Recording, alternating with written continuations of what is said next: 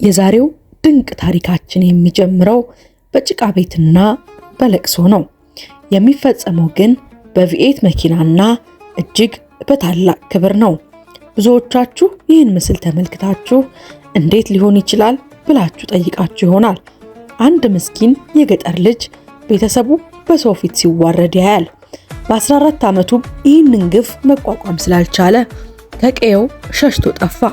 መንደሩ ሁሉ ሞቷል ብሎ ተስፋ በቆረጠበት ሰዓት ከ14 ዓመት በኋላ ግን እንደ ንጉስ በሰፈሩ ተመለሰ። ዛሬ የጆናስን የ14 ዓመት የሲኦልና የገነት ጉዞ በዝርዝር እተርክላችኋለሁ። እስከ መጨረሻው ተከታተሉን። መጨረሻው ላይ የምታዩትን ነገር ማመን አትችሉም። ጆናስ ገና የ14 ዓመት ታዳጊ ልጅ እያለ አባቱ በመንደሩ ውስጥ ትልቅ ስም ያላቸው ታታሪ ገበሬ ነበሩ። ይሁን እንጂ አንድ ክፉ ጎረቤታቸውና ባለስልጣን የሆነው ሰው በአባቱ መሬት ላይ የወርቅ ማዕድን እንዳለ ይጠራጠራሉ። ባለስልጣኑ የሐሰት ሰነድ በማዘጋጀት አባቱን መሬቱን ሸጧል ብሎ ከሰሳቸው። እንዲህ ያደረገበት ምክንያትም ባለሀብቱ ሰውዬ የሐሰት ግብዣ፣ የሐሰት ድግስ በማዘጋጀት የጆናስን አባት ያሰክረዋል። ከሰከረም ከግብዣውም በኋላ ሐሰተኛ ሰነዱ ላይ እንደሸጠላቸው በማስመሰል በአሻራቸው ያስፈርማቸዋል። ለዚህም ነው ፖሊሶች መጥተው አባቱን በሰው ፊት ደብድበው ሲወስዷቸው ጆናስ በገዛ ዓይኑ የተመለከተው። ቤተሰቡን ከቤት አስወጥተው ዕለቱን ጎዳና ላይ ጣሏቸው። እናቱ ወይዘሮ ኤልዛቤት ለምለም በሚባለው መሬታቸው ዳር ላይ በፕላስቲክ ጎጆ ሰርተው መኖር ጀመሩ። ጆናስና ታናሽ እህቱ ለቀናት የሚበሉት አጥተው በየሰው እርሻ ውስጥ የወደቀ ፍርፋሪ ለቃቅመው ይበሉ ነበር። እናቱ በየሰው ቤት ጽዳት በማጽዳት በቀን አንድ ዳቦ ብቻ ለመግዛት የሚያስችላትን ገንዘብ ታገኛለች። ጆናስ አንድ ቀን እናቱ ለልጆቿ ዳቦውን ሰጥታ እሷ በባዶ ሆዷ ውሃ ብቻ ጠጥታ ስትተኛ ይመለከታታል። ልቡ ተሰበረ። ያን ቀን ነው ጆናስ እዚህ ምድር ላይ ተወልጄ አልሞትም ብሎ ወሰነው። በልቡ ጸጸት፣ ሐዘን፣ በቀል፣ የማሸነፍ የድል ስሜት ሁሉም የዛን ቀን ተፈጠሩ። ጆናስ በዚያው ቀን ለመሰደድ ወሰነ። እናቱንም ቀስቅሶ ነገራት። እናቴ ሆይ እኔ በዚህ ልሆን አይገባኝም፣ መሄድ አለብኝ ብሎ ነገራት። በዛው ምሽት ጆናስ ምንም ሳይዝ እናቱ የሰጠችውን አንድ ዳቦ ብቻ ይዞ በጨለማ ወደ ከተማው ተጓዘ። እናቱ ስትሰናበተው ልጄ ሰው ሁን እንጂ መቼም ሌባ እንዳትሆን ብላ መረቀችው። ጆናስ ከተማ እንደገባ በከተማው የሚያውቀው ዘመድም ወዳጅም ጓደኛም ማንም የለውም። መጀመሪያ አካባቢ ጫማ በመጥረግና መኪና በመጠበቅ ኑሮውን መግፋት ጀመረ። ጆናስ በዚህ በከተማ እነዚህን አይነት መሰል ስራዎች እየሰራ የሚኖርበትም ይሁን የሚበላው ይቸገር ነበር። እና አንዳንዴም ምግብ በሚያጣበት ወቅት ከቆሻሻ ገንዳ ውስጥ ዳቦ ለቅሞ የተመገበባቸው ቀናት ሀያሌ ናቸው። ጆናስ ግን በዚህ ሁሉ አስቸጋሪና ከባድ የፈተና ጊዜያት ቢሆንም አንድ ከባድና ድንቅ ልማድ ነበረው። በሰራበት ጥቂት ሳንቲም ለራሱ የሚመገበው እንኳን ሳይገዛ ጋዜጣና መጽሐፍ ይገዛ ነበረ። ታዲያም አንድ ቀን እንደ ልማዱ በሰራበት ገንዘብ በሙሉ ጋዜጣ ሲገዛ አንድ ድንቅ የሆነ ነገርን ተመለከተ። አንድ ትልቅ ድርጅት ማስታወቂያ አውጥቷል። የጽዳት ሰራተኛ እንፈልጋለን የሚል።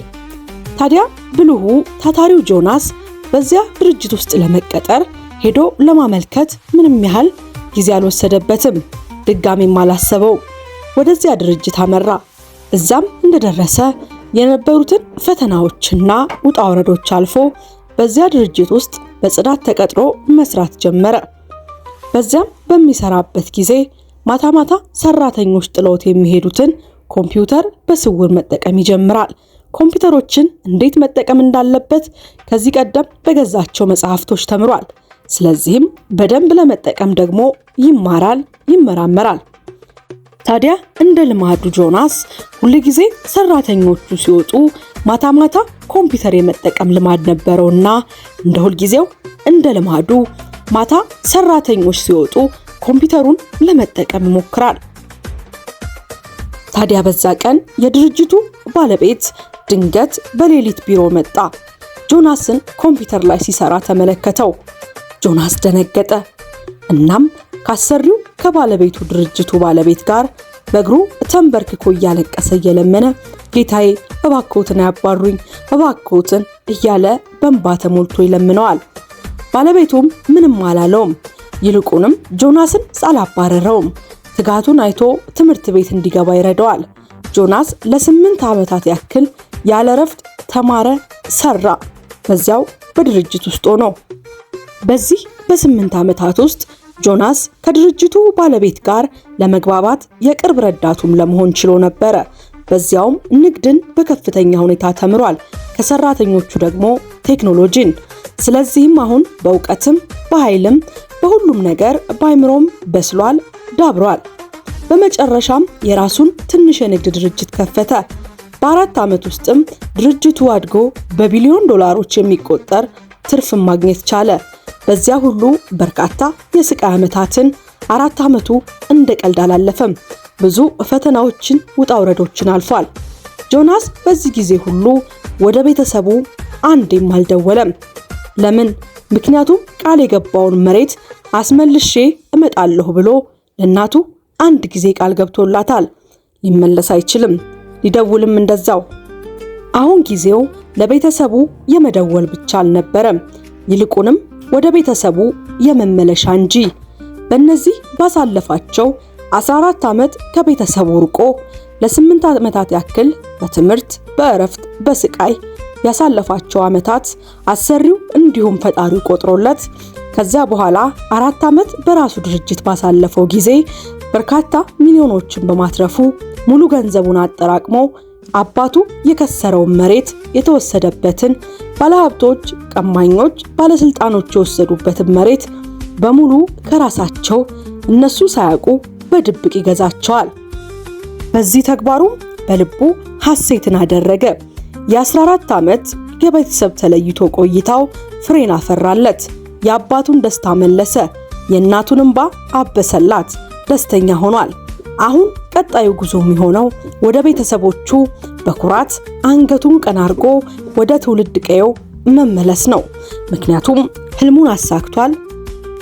ጆናስ አሁን ወደ ትውልድ ሀገሩ ወደ እናትና አባቱ እትብቱ ወደ ተቀበረበት፣ ያ ከእህቱ ጋር ወደ ተራቡበት፣ ቀማኞች መሬታቸውን ወደ ቀሙበት የትውልድ ቦታው ለመመለስ የሚገራርሙ ውድ መኪናዎችን፣ የሚያነጋግሩ እጅግ ውድ የተባሉ ልብሶችን ሰበሰበ።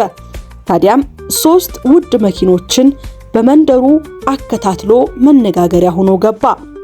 ጆናስ በውድ ልብስ ተሽሞንሙኖ ከውድ መኪናው ወረደ። የአካባቢው ሰው ተሰብስቦ ማን ነው ይሄ ሀብታም? ለመሆኑ ወደዚች ድሃ መንደር ለምን መጣ? እያሉ በሹክሹክታ ይነጋገራሉ። ጆናስ እናቱ በር ላይ ቆማለች። መጀመሪያ አላወቀችውም። ጌታዬ ማንን ፈልገው ነው? ማንን ልበል አለችው። ጆናስ እናቴ ሆይ እኔ ጆናስ ነኝ ብሎ እግሯ ላይ ወደቀ። መላ መንደሩ በለቅሶ በሐዘን በእልልታ በደስታ ድብልቅልቅ ባለ ስሜት ተናወጠ። 14 ዓመት የጠፋው ልጃቸው በክብር በሀብት በሞገስ ተመለሰ። ጆናስ የመጣው መኪና ብቻ ይዞ አይደለም። ለአባቱ የመሬቱን ካርታ፣ ለእናቱ ደግሞ አዲስ የቤት ቁልፍ ይዞ እንጂ። ሁሉንም አስረከባቸው የአካባቢው ሰው በተሰበሰበበት፣ ቀማኞቹ ባለሀብትና ባለስልጣን በቆሙበት። አብሯት የተራበችው እህቱ እያየች ህልሙን አሳካ። ውድ የአበናብ ክሮኒክልስ ቤተሰቦቻችንና ተመልካቾቻችን የጆናስ ታሪክ የሚያስተምረን ጽናትን ነው። በድህነት መወለድ ምርጫ አይደለም፣ በድህነት መሞት ግን ትልቅ ምርጫ ነው። ጥያቄ አለኝ ዛሬ ለእናንተ። እናንተ ብትሆኑ ለቤተሰቦቻችሁ እንዲህ አይነት ታሪክ ለመስራት ስንት ዓመት ትታገሳላችሁ? ሐሳብ አስተያየታችሁን በኮሜንት ሴክሽኑ ላይ ያስፍሩልኝ። ቪዲዮውን ከወደዳችሁት ታሪኩ ልባችሁን ከነካው ላይክ ማድረጋችሁን እንዲሁም ቻናሉን ሰብስክራይብ ማድረጋችሁንና ሌላ ጊዜ የምንለቃቸው ቪዲዮዎች ወደ እናንተ ይደርሱ ዘንድ የደወል ምልክቷን መጫን አይዘንጉ። ለወዳጅ ዘመዶም ያጋሩልን። ከዚህ ቀደም የሰራናቸውን ፕሮግራሞች በቻናላችን ገብታችሁ እንድትመለከቱ እየጋበዝን እኛ ከወዲሁ ተሰናበትን። መልካም ቆይታ።